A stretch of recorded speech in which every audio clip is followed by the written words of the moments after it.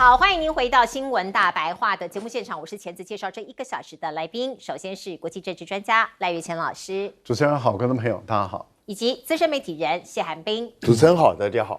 另外是退役少将厉正杰将军，主持人好，各位观众大家好。好，观众朋友来看看中日之争现在延伸到某种程度的武力上面的一个紧张哦，包括钓鱼台，包括冲绳哦，现在都浮上台面了。我们先来看看这则报道，这个是这个高市早苗哦，他在昨天说。日本对台湾问题的立场并没有改变，并且会持续依循中日联合声明。日本理解并尊重中方表达的台湾是中华人民共和国领土不可分割的一部分立场。所以某种程度呢，像是一些媒体的标题就会这样写说高市早苗缩了哦，感觉上他在退缩哦，他立场上面做了不断的调整。而另外，我刚刚讲到武力上面的对峙是发生在钓鱼台。我们看到呢，过去这几个小时，钓鱼台发生是这样哦，中日啊，包括中国大陆的海警船在这个机炮哦，那出击哦，包括媒体描述是对峙大约3个小时哦，两边在钓鱼台这边哦有一些紧张的情势，而解放军日报是这样说哦，他说高市早苗错上加错，只会满盘皆输哦。中国大陆我们看到他的这个媒体啊，或是官媒啊，其实不断用这样子的一个口径一致的方式对准的是高市早苗，琉球又是钓鱼台之外另外一个哦，这个我们看到中国大陆拿出来作为一个武器啊，某种程度的像是这样子的一个报复的一个状况哦，像是复兴琉球学正是时候，新浪网是这样子的一个报道说，日前琉球学入选中国历史研究学院啊绝学学科扶植计划今年度的这个资助的项目哦，就是某种程度要把这个议题给炒热。那炒热什么呢？琉球地位未定论。你说台湾地位未定论，我就说你琉球地位未定论。那像这样子连日来的一个这个说法哦，也引发了日本这边正式的表态。日本的内阁官房长官官木原这个人他就说没有必要对中国的报道发表评论，因为在冲绳是我国领土这一点上不可质疑哦。你就可以看到这个两边哦，对于领土上面的最敏感的这个完整性啊，有一些这个你来我往。而另外呢，在经济上面的制裁现在也发酵了。我们看到日本从观光天堂到战略要塞，讲的就是冲绳嘛。冲绳我们知道过去像台湾人很爱去，中国大陆这边的游客也很爱去。可是呢，日本西南大转移，在这个地方布置各种的军事的要塞。那对于冲绳的居民来说，当然很两难啊，你国防民生可能都会出现一些变化。因为这个地方的粮食的自给率其实很低，3%而已哦，而且像是甘蔗啊，这个主要食用米的产量其实都不够哦。如果万一发生事情，它大概只能供应粮食1个礼拜而已哦。所以如果说这个地方有事哦，对于日本来说或者是各种的这个补给啊，冲击都很大。那日本的自卫队现在看起来也动作频频，包括我们看到呢，说是日本自卫队被曝光正在向西南转移，这个也是呼应我们刚刚看到的西南大转移这样子的一个战略布局。与那国岛它是琉球群岛的最西端，也是日本离台湾最近的岛屿，被视为台湾有事日本的第一线的军事据点。所以有军事专家就说，从2016年到去年2024年，日本所谓的西南方向局势紧张为借口，在这个地方花费大量的金钱，把这个区域要塞化、军事化，做一些战备建设哦。所以可能日本已经着手在做这样子的一个布局了哦。您看到包括中国大陆的媒体报道说，日本战争准备曝光哦，他们就把这些林林总总的事情加在一起，包括把部分的防卫费用投入所谓的安全韧性建设研发像是万能型的血浆啊，制定细化到所谓战俘改造处理的战时法律它的描述非常的细所以你看到北京像是北京日报这样子的一个媒体就说非常有可能他们就在做这样子的一个准备，战争的这个准备。好，那看到日本的陆上自卫队也新增加了11处的训练设施，这些事情过去可能有发生，我们都没有注意，可是全部加在一起来看，就觉得说，好像真的有这么一回事包括航拍照也曝光了，日本被曝光日夜不停的改建军事基地，这是在九州鹿儿岛县的马毛岛哦，新建这样子的一条2000公尺的跑道哦，说是这里呢未来可以进行美军航母的这个舰载机起降的训练哦，那要赶在2030年的3月前完工哦，所以现在日夜不停的在赶工，连周末都不放过。那菲律宾呢也是一个角色嘛哦，我们知道美国对日本、菲律宾、韩国的这个军事上面的连结是非常的深。那日菲想要联合起来抗中吗？我们看到现在日本媒体报道说，高市计划最快2026年，明年的上半年要废除防卫装备品出口哦。那未来哦，像是一些03式的中程防空导弹可能会卖给菲律宾哦，现在已经在磋商了。我们刚刚讲到所谓的防卫装备出口的管制，这是什么？有3个原则哦，本来是这样写的哦，说是允许出口用于救援、运输、警戒、监视、扫雷。这5类的装备，那你攻击性的这些都不行。可是导弹呢，防空导弹可能就突破了这个限制。而另外呢，不只是防空飞弹，我们看到日本还准备出售战场指挥管理系统给菲律宾。哎，真的吗？日本有准备要打仗吗？日本是努力的想要武装这个菲律宾希望菲律宾在海南这个部分南方牵制解放军的一个动作。所以对于日本来讲，过去是提供船只，现在是提供这个防空导弹03式的防空导弹，它的有效射程可以到48公里左右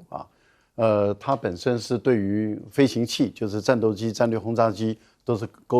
都会构成相当的威慑所以这个是违反日本的武器出口法律。但是很明显的，高市早苗是无视于日本的法律它本身都在摧毁他们自己的法制系统。那这是日本自己的事情，因为只要日本人愿意的话，那坦白说，高市早苗当然就做得很乐意。但是问题就在于，由于日本在过去它有很多的劣迹斑斑了也就是日本它最擅长使用的就是偷袭。他过去在满清时代偷袭北洋海军北洋这个军队北洋舰队，然后在沙皇二帝时代1904-05年偷袭俄罗斯的在远东的太平洋舰队，然后在二战期间他偷袭美国在夏威夷的太平洋舰队。所以日本本身这个习惯性的偷袭，我觉得这个对于大陆来说，对于日本这样的一个国家，他为什么要赶快启动联合国的这个敌国条款，也就是不需要经过安理会同意，直接可以打日本那换言之，也就是说，这个已经有点是准先发制人，但是还没有明确的宣布我对于日本的战略是采用先发制人的战略。因为先发制人的战略事实上是小布希所创的。小布希创造先发制人的战略的意思，也就是说，我感受到威胁，只要我主观的感受到威胁，我会对于对方第一时间使用武力，这个就是先发制人。可是这是违反这个2次大战之后的国家防卫的思想，因为2次大战之后，我们是和平主义成为国际的主流，所以所有的过去的国防部以前都叫战争部或是军事部，都改为国家防卫部。那为什么叫国家防卫部？就是主张的是和平主义，受到第一个攻击之后保有这个反击的权利，但是并不允许你主动的去攻击别人。可是小布希当时就把这个国际间的和平主义把它撕毁了，他宣布这个他是先发制人的战略。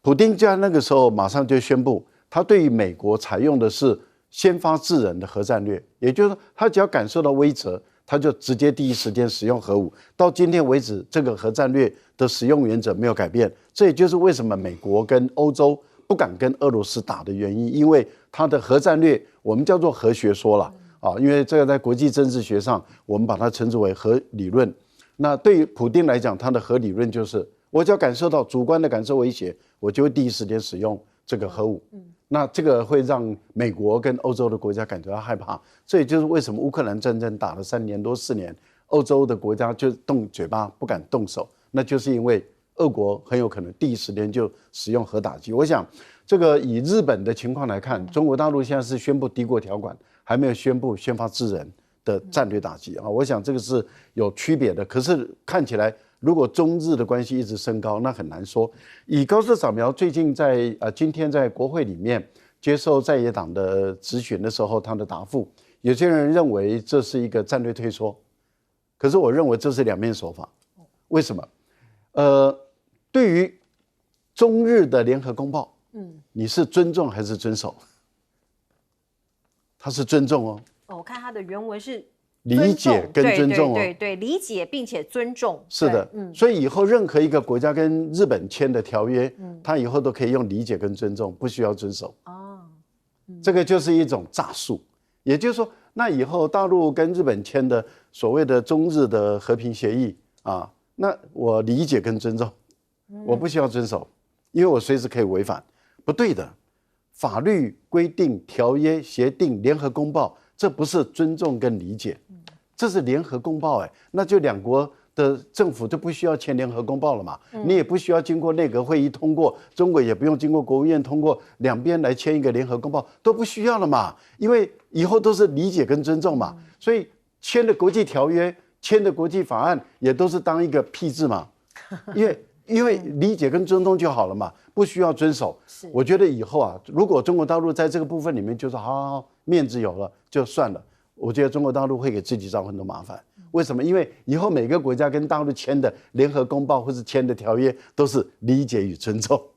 那以后他都可以去踩红线。因为大家只要再问高市早苗一步，就是那台湾有事，日本有没有事？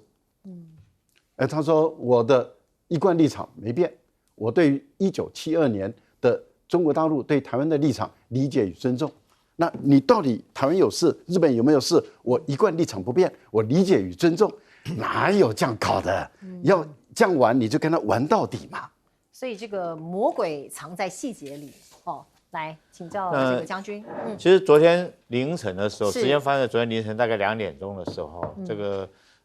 有一艘日本的渔船闯进钓鱼台的领海区领海区就是进入12海里。那中国这个用了2艘的海警船去将它驱离后面还有2艘，总共加起来4艘。那我们刚开始都以为说是捕鱼的渔船，就后来我去查，不是。你知道是什么船吗？我给各位看这张瑞宝湾的相片各位看到你会很压抑，它只是一艘钓鱼船你可以看到船头上面很小，船上面有4张椅子，那是给这个钓客钓鱼，他们租这个船去钓鱼的。那为什么这么小一条渔船会跑进钓鱼台这么敏感的海域？由于是说中日双方现在正在这个闹得不可僵的时候，再跑进去。后来根据我了解，应该是日本的右翼人士，然后租了这么一条钓鱼船跑进去，企图在这边所谓宣示日本主权。当然，中国是几乎是24小时监控这个海域，那你敢进入12海里，我也进入12海里，立刻将它驱离走。可是我们现在大概只看到这边，没有看到日本的所谓的他们的海警船敢在钓鱼台海域周边有所活动，因为钓鱼台可以说是中日两方来讲目前争议最容易擦枪走火的地方。那从这个动作我们可以看到，其实我认为说日本在这方面是认输了它毕竟来讲，中国的这种海警船这个不管是作战性能啦，或者是目前的吨位数都比它大，但是大家不要轻忽据我知道，日本来讲，它现在正在建一艘怪物级的海警船。这个大陆最大的海警船是1万吨，它现在要建的是3万吨这个3万吨有多大呢？2栖登陆舰，所以075的话也不过是4万吨，它居然建一艘3万吨的海警船，所以双方我想未来可能在这个第一岛链附近会有从海警可能是第一线，后面才是海军。那为什么这个第一岛链来讲，现在我们看出来，我们刚刚内容里面我们在这个电视墙上面看到，从钓鱼台海面一直到台湾，一直到美国日本要支援菲律宾提供它不管战场管理系统或卖给它的导弹，我们都可以看出来，这个背后一定有美国的影子在里面。也就是说，美国希望将第一岛链的防卫的这个重责大任交由日本来承担。所以日本现在也想，他因为军国主义的复苏，高市早苗也很乐意的承担起这个责任。所以我们看到他讲出，台湾有事就是日本有事。除此之外，他还卖给菲律宾3艘的军舰，然后卖给他的这种03式的防空导弹，很明显的，整个从台湾到菲律宾到日本，这整个岛链上还加强东南诸岛、西南诸岛的这个基地的建设。很明显的，日本是想要担任起第一岛链，当做老大真。但是我觉得日本可能这个可能自不量力了，因为毕竟来讲，大陆现在海上的实力来讲，我觉得还是要超过于日本很多。是，来请教彬哥怎么看这个？其实高市早苗现在还是想要用这种糊弄的方式过去，就是他把这个当年的中日联合声明，因为当年就是用一种糊弄的方式糊弄过去。我尊重理解啊，但我没说我一定同意你的这种看法啊，就在玩这一招。那大陆也不会上这个当，还要继续对峙。那从大陆的动作可以看得出来，就是大陆也不认为这一次高市早苗会很快屈服，所以我觉得他要进行的是一个全面性的一个作战，也就是不只是在单纯的经济或军事上面的压制，我甚至在这个整个理论上面，在历史上面，我都要全面性的压服你。所以他会把琉球学啊也列入这个补助的项目啊，那甚至开始去主张这个过去中国大陆很少提的这个琉球要重新独立啊这个问题，他们现在就故意把它提出来，就作为一个反制。那会这样做的话，就表示他们也知道，第一个高市早苗不会轻易屈服，第二个，因为就算高市早苗屈服了，在美国的不断的煽动之下，未来日本还是会有人要往这个方向走，所以他就是要全面性的去遏制这些东西，要告诉日本，你们任何人要往这个方向走，中国大陆都绝对不会做事。那至于这样做了之后，短期之内我是不认为会发生什么效果，但长期下来，恐怕日本自己内部就会开始出现一些问题。那日本，老实讲，我一直在说，他其实根本没有直接自己出兵的权利，他必须要依靠美国的指令，他才能够出兵，因为美日安保的这样的一个规定。然后他一直不断在演练所谓的西南大转移啊，干嘛？其实又来了，又是干嘛呢？又是在告诉大家，他准备牺牲琉球，来换取他的正常国家。他宁愿让琉球变成战地，也要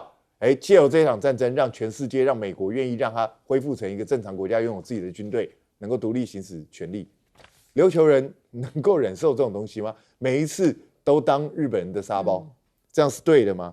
不过老实讲啦，日本给菲律宾那个防空飞弹其实也没有太大用处了，因为那个034防空飞弹射程只有50公里，所以那个就是一个防御型的东西。因为中国大陆最近的印巴战争才告诉你啊，中国大陆现在它的攻击你的话，大概都从100-200公里之外攻击，所以那个50公里的防御范围根本就没什么用。所以我觉得这与其说是增加菲律宾的防卫，不如说是一种表态，表示美日菲结合，不管在南海也好，东海也好，要对抗中国大陆。但是他们到底愿意付出多少代价，就要看未来他们到底要怎么走。是日本到底要付出多少代价？我们看到呢，最近日本政府有计划希望采购以色列的无人机而且是攻击性的无人机。那文汇报，这是香港的文汇报就说了有可能如果你买的话那你高市早苗会被发布国际的逮捕令。为什么？因为以色列这个我们大家知道，这个跟最近的种族灭绝相关嘛，它也被认定助长种族灭绝。如果你买了这个东西那可能你就会被签发国际的逮捕令。那我们看到日本的外相茂木敏充他就说，可能未来因为最近这个局势太混乱了，所以他未来可能就日中关系向各国说明日方的立场。所以其实我们还不太知道日本现在的方向到底是什么，有可能会往后退更多步吗？像是国内其实有很多政治的压力，包括有日本的参议员就说，你这个首相的发言很糟糕日本作为战败国，在军事上没有办法跟中国抗衡。我们来听听看。今の日本の軍備の拡大の仕方は異常なんですよ。今から中国に肩を並べるぐらいの軍拡なんてできないわけですよ。世界中どこを探しても米軍はいろんな国に展開してるけれども、どの国においてもその国のルール守ってますよ。どうして日本では守らないんですか？植民地だからですよ。他另外还提到了，包括日本现在经济上面其实有一些困难如果说首相一意孤行的话，对于国内的经济民生来说是一个很大的打击。包括你看到呢，恶性循环日本的经济因为在中日紧张的这个大环境之下那下一刀要砍到哪里呢？日本的专家还有各国其实也都在看，大家认为比较有可能的是稀土哦，就中国大陆的下一步，或者是软性内容封锁。其实现在其实就有啦，像滨崎步在上海的演唱会喊卡，类似像这样软性的内容，我就把你全部封锁。还有限制日本的企业哦，那你在我这边的营运啊，各方面啊，哦，我来给你做进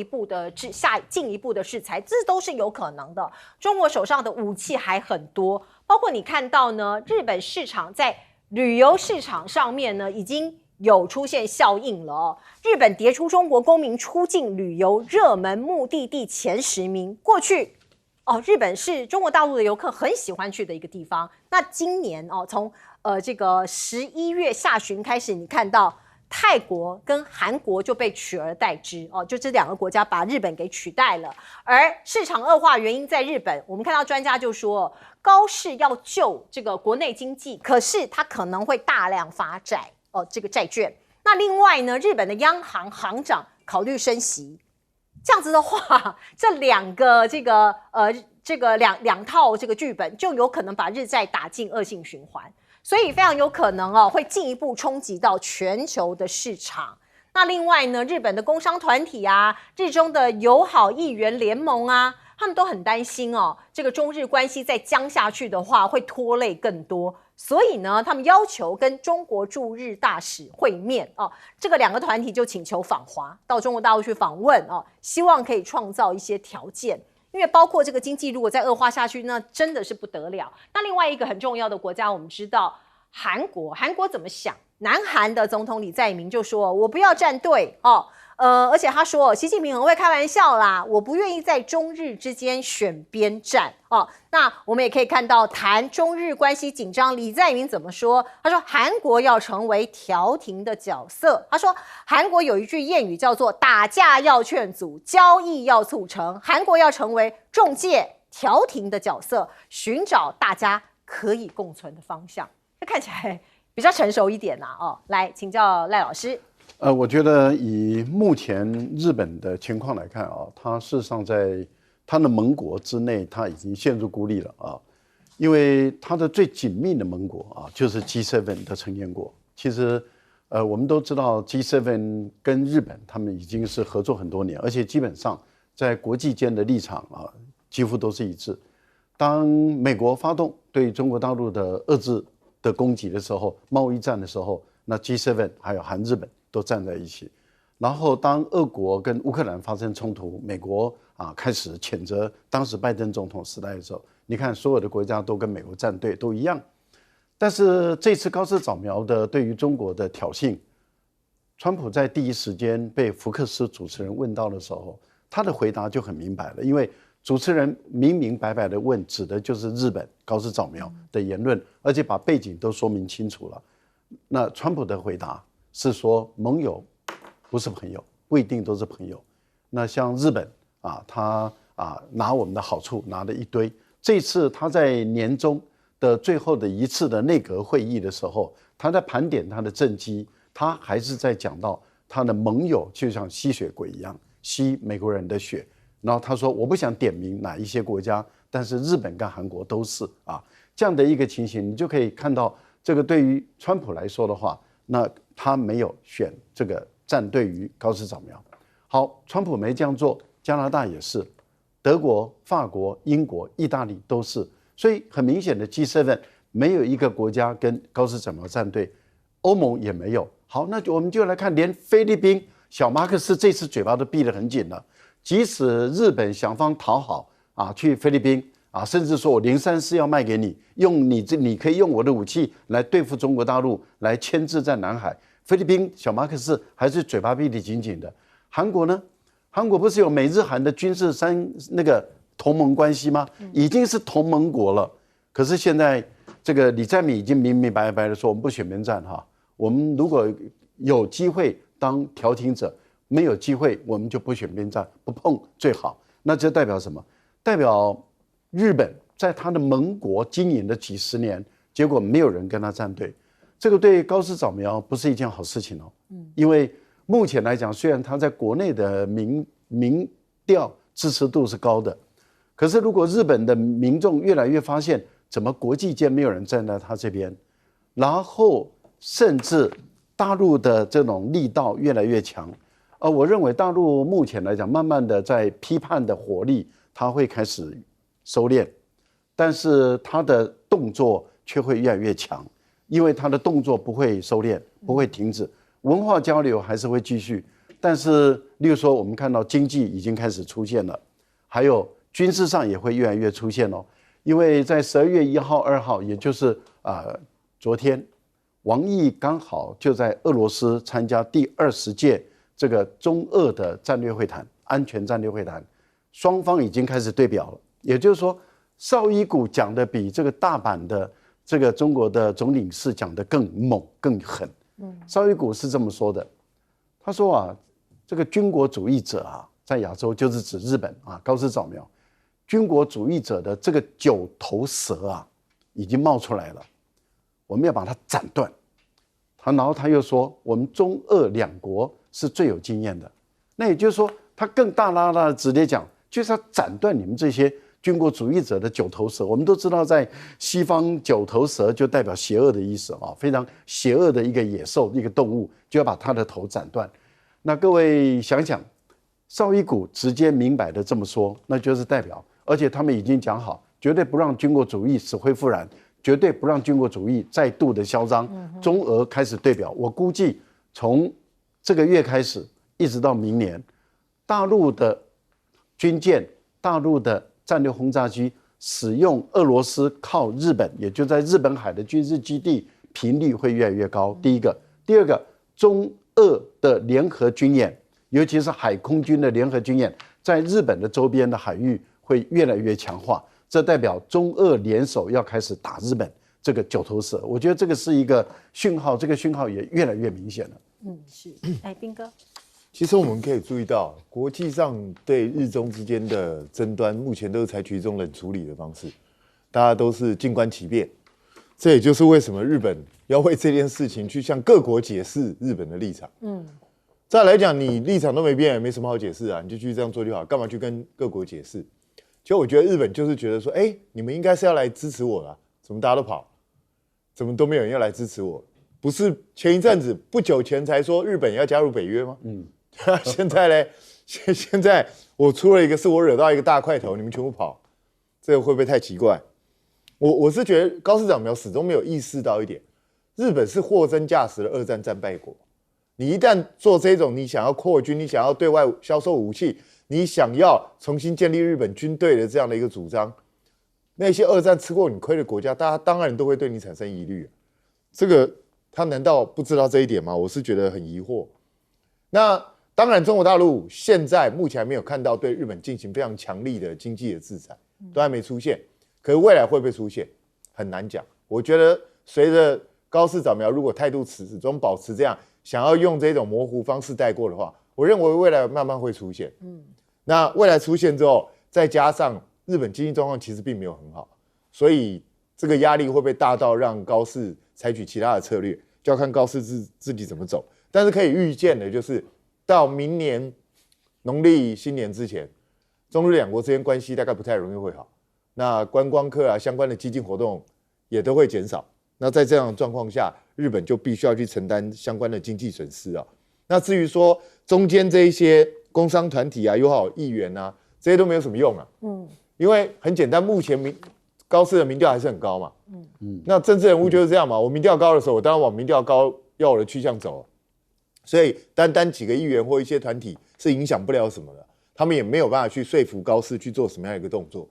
所以在这种状况下，我个人是认为高市应该至少会撑到明年过完农历新年以后，那之后再看会有什么新的变化。那导致李在明虽然他说是不站队，其实老实讲，他不站队就等于站队。因为理论上来说，日韩都是遭受美国控制的国家，他应该要跟日本站一起。理论上是这样，理论上是这样。同盟国他既然选择不站队，就等于是站队了。对，这个有道理。是，所以他根本不想得罪中国大陆嘛。而且日本吃了亏就吃了亏，他也很高兴无所谓对韩国来讲，我又没有损失，对，而且我们是竞争对手你吃亏我就占便宜对不对？就是这样。蛮聪明的。对所以这是对正常，我当然不管那对他来讲，真正头痛是什么？就是跟北韩之间的关系。因为金正恩确实讲过，他以后不要统一了，我要把南韩视为敌国。可是请注意，那是在尹锡悦的时候，他这样讲。那尹锡悦是极度亲美嘛，可是李在明并没有这样的一个做法。所以你说两韩之间关系不会改善吗？我认为是有机会。是，来请教将军。这个高市早苗如果真的是跟以色列买无人机的话，机可能就会被国际刑事法庭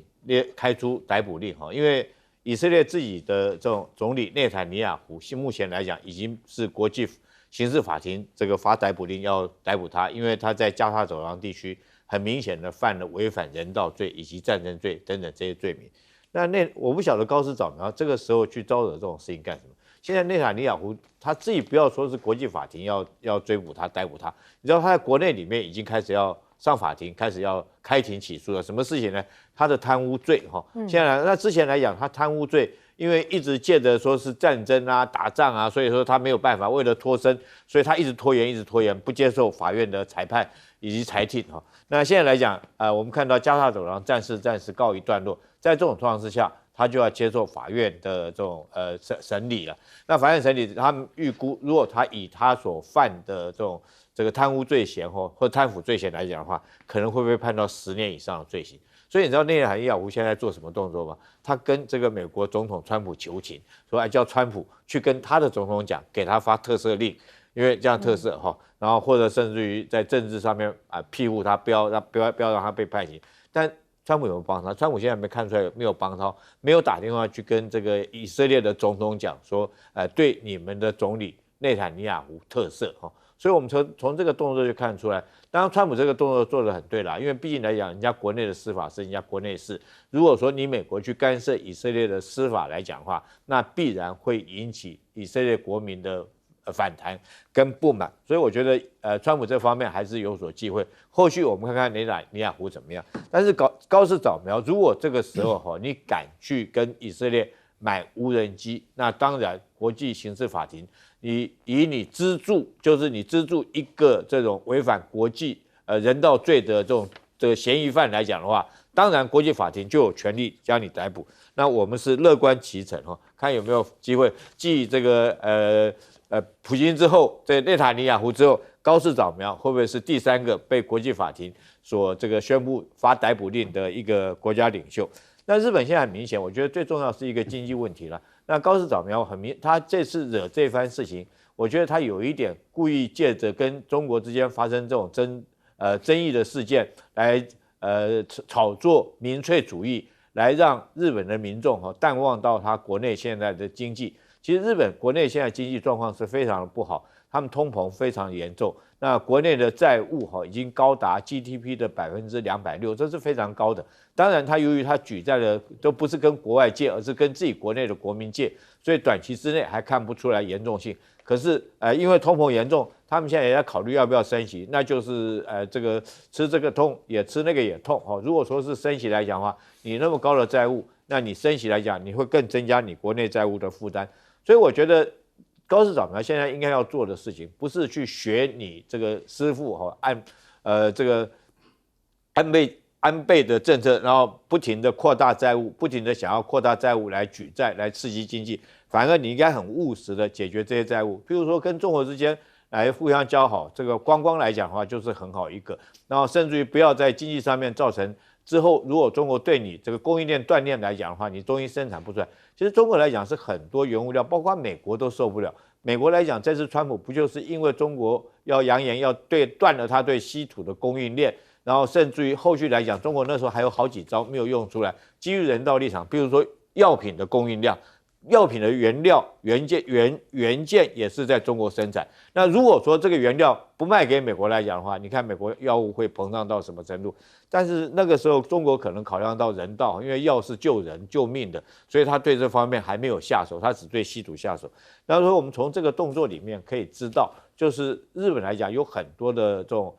原料的原产品来讲，必须要靠中国来供应给他。然后供应给他以后，你依据这些生产链，你才可以生产出来你的东西。如果说这些他们评估，如果说一旦这个断了这些之后，不再对你供应之后，你的东西卖不出去，你的债务必然会这个推升。那在这种雪上加霜之下，当然会增加老百姓的痛苦。我举一个最简单一个例子，譬如说日本来讲，你现在要不要吃中国的米？你知道日本大米是很贵的，比中国大米贵了4倍。那吃饭是民以食为天。如果说是这个中国大陆不卖米给你，我跟你讲，日本老百姓第一个面临的就是饿肚子，因为你不是以国内来讲的话，你米就不够嘛。那你自己本土都米都不够，你怎么去支援冲绳？我们刚刚讲的冲绳产量也有很大的问题，所以我觉得这是高市长苗纯粹这个饮鸩止渴，想要借着跟中国吵架来提升他的支持率，仅此而已。我们来看看川普现在对习近平拍马屁吗？这是年中的内阁会议他不断的抱怨说，点名哪一些国家不断的占我们便宜。讲了日本跟南韩占美国便宜，可是习近平很棒，习近平好棒棒。他说中国给了美国有史以来世界上最大的农业订单之一我们看到这些大豆啊，各种的农业订单现在来了，所以川普龙心大悦。我们也看到，包括3家中国的稀土磁铁生产商已经获得了出口许可所以美中现在看起来的的确确在贸易这方面已经开始解冻开始交流了，所以更多的美国大豆将运往中国，装货期将持续到12月中旬。可是这样的好时光可以维持到什么时候呢？不知道因为国际局势瞬息万变，而法国马克宏第4度到中国大陆访问，这是今天他造访了北京故宫。明天4号会跟习近平举行闭门会谈，随后跟多位法国部长进行第2轮的会议。5号会转到四川的成都，跟习近平进行第2次会谈。法国希望什么呢？希望透过跟中方的战略对话，重塑中欧的关系平衡。所以外国媒体就分析，马克宏他此行正值全球贸易局势动荡之际那他很努力希望平衡平衡来自于中国的经济与安全的挑战，而且要依赖全球第2大经济体之间安全啦、经济啦各种方方面面要取得平衡。那这一次的访华呢，我们看到马克宏跟着他来的是法国的企业法国大企业家代表团随行他们当然希望可以做生意嘛，这就不用说了。而另外呢，德国也一样我们看德国外长12月8号要访问中国，本来10月份有这样的行程，可是突然取消，那现在要成行了。德国工业联合会说，德国经济正经历2战之后最严重的危机，所以一切的问题都在于经济那我们也可以看到，包括英国首相施凯尔他说，的确啦，中国大陆是对我们构成国安威胁，可是生意还是得做。他说，中国是一个规模庞大、雄心勃勃、充满创造力的国家所以呢，一方面要提防，可是一方面赚钱的机会也不要放过。而我们看到马克宏此行到北京去，还有一个目的乌克兰问题你看他跟习近平有2次的会谈，那据说他会提到很大一部分乌克兰的问题，希望促成乌克兰停火，在跟习近平会谈的时候他会提出来。可是呢，另外一方面我们看到普京跟美国派来的特使，其中一个人是川普的女婿Kushner， 他们这个特使是这个魏科夫2个人谈了将近5个小时，可是据说没有达到协议普京有呛瞎说，如果欧洲挑战，我就开战。我们再来看看乌克兰的前外长库列巴他现在说话了，他说你基辅必须接受战术失败，换取长久的战略稳定。他现在讲说，虽然这一份协议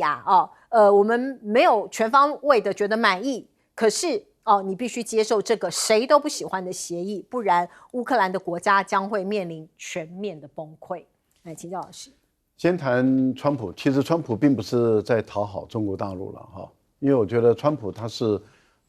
确实是拼了命想要去中国大陆访问，而且他希望他的访问是成功的。那也就是说，他希望能够跟中国大陆谈成一笔大的交易，这个交易对美国是好的。那当然，如果你要这个交易对美国好，对中国大陆来讲也要对我好那所以如果2边都好，这就是双赢的。但是如果就一边好一边不好，那这个交易也走不下去的我想这是很简单的一个道理。但是川普现在很努力做的是什么？不要搞坏跟中国之间的关系，所以他不会像拜登那样，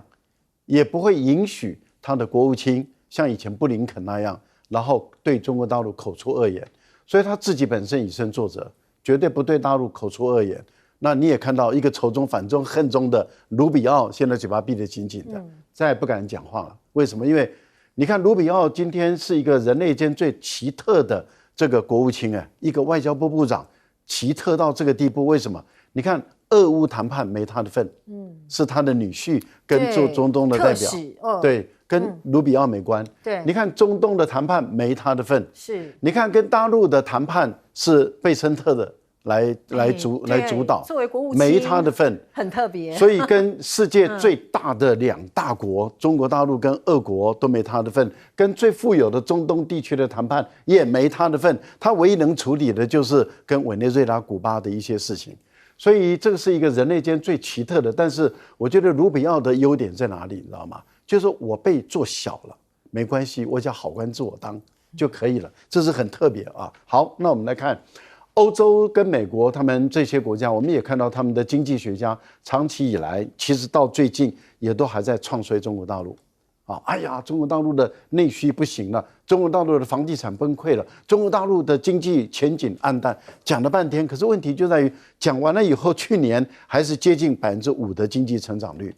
然后到今年的时候预估还是接近5%的经济成长率，怎么欧美的经济学家每一天唱衰，怎么都永远都还是有4%到5%的经济成长率？可是你反观自己呢？不到1%的成长率，甚至像德国，甚至已经几乎是0的成长率，英国是负成长率。哎呦，我都觉得很奇怪，这个工业7国没有一个国家看看自己的经济成长率是0到负到顶多1不到，而中国大陆的成长率是4到5，而它的经济体不是像印度那么小它是18万亿、18兆美元的经济体如果以平准购买力来讲，它是美国人。已经比美国人多10%到15%的这个 GDP 这么的大，那这么大的经济体，它的成长率还5%，而你自己这么小的经济体，成长率却是0跟负，而且还在一直唱衰中国大陆，这个简直是让我们都觉得匪夷所思的事情。好，但是问题是这些政客终究要面对现实，面对什么现实？失业率越来越严重。经济成长一塌糊涂，通货膨胀很严重，债务高台，怎么办？找最大的市场来嘛。那谁是最大的市场？对不起，现在不是美国了，现在谁是最大的市场？中国大陆。为什么？因为他把自由贸易用到彻底，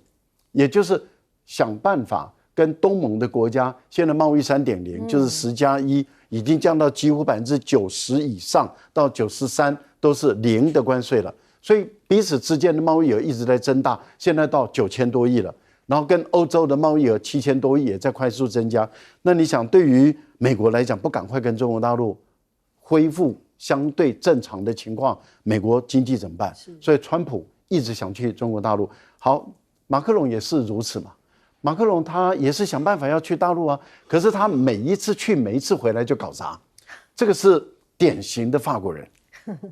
永远是纠结复杂，你搞不清楚他为什么？因为他自相矛盾，他是辩证法的大师级的人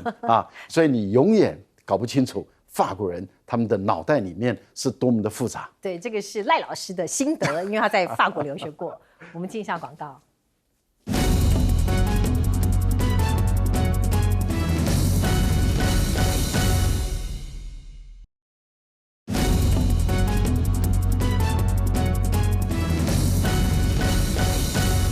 好，川普大大的赞美习近平，这是怎么回事呢？来请教。其实老实讲，我觉得这是策略运用。为什么？因为他现在就需要中国大陆的订单嘛。所以他当然不愿意得罪中国大陆，而且他刚好拿这个来反差对比这些所谓的欧洲的盟国嘛。你看，连我们都拿来当敌人的中国大陆，他都给我这么大的订单，那你们这几个还在那边拖什么？应该要给我更多的订单我们是盟国可问题是，他对盟国也很狠。日韩一个给他5500亿美金，一个给他3500亿美金，结果他还觉得他们拼命在占美国的便宜。我觉得听在日韩的耳中真是情何以堪。可是我必须说，我听到这个话，我其实更害怕。你知道为什么害怕？你要知道，我们对美国的贸易逆差其实比日本、韩国都高。是啊。然后人家一个给了5500亿，一个给了3500亿，川普显然一点都不满足。是。那我们该怎么办？所以我现在川普会讲出这种话来。他如果都觉得这两个国家在占美国便宜，那台湾在他心里头的地位，我觉得就真的很恐怖了。那现在看起来中美之间是在降温，可是降温还是有很多变数，随时都可能挑起紧张神经。比如说高市早苗接下来还会有什么反应？因为高市早苗如果动作再过大一点的话，会让川普陷入一个很尴尬的境地。我到底是应该去顾及美日同盟呢，还是我根本不甩他，就是我去跟中国谈我的生意就好？所以这个，我想川普会开始想要去不断的去拉住高市早苗。可是高市早苗虽然目前看起来好像川普讲的一些话他有听进去了，但毕竟他本身是出身极右翼。那在他的同志，特别是民调的鼓舞之下，他会不会哪一天就突然之间又暴走，又讲出一些让中国大陆很愤怒的事情？这个就很难说。所以我觉得中国大陆大概对稀土啊相关这些东西开放，大概也是一小步一小步。我一次开放一点点，或是我大豆的这些我农产品我买，但是给你买一点点。你们这边讲到什么六船啊，或是什么稀土解禁的某一些品项，那个根本是刚开始9牛1毛而已。那个对整个大局其实都不会造成什么影响。然后我觉得他一边小量的开放，另外一方面看看美国跟你的盟友对我的态度是什么。你们是真心想要缓解，还是又要另辟蹊径，找其他地方跟我对干？所以我觉得接下来大家彼此采取的策略就非常重要。那至于马克宏呢，我必须说马克宏有的时候怪怪，就是你每一次去见人家的时候，跟人家谈的一副好像很麻吉啊，我觉得你很好啊，我要想办法跟你做生意啊，然后回到欧洲就说中国大陆很可恶，我必须要对他怎样？你是怎么了你？对啊，你到底是想谈还是不想谈？你到底是想跟他合作还是想要打他？你总要捏定一个主意吧。老是搞这种东西只是浪费机票钱，浪费机票钱，他可能不在乎哦。好，我们进一下广告。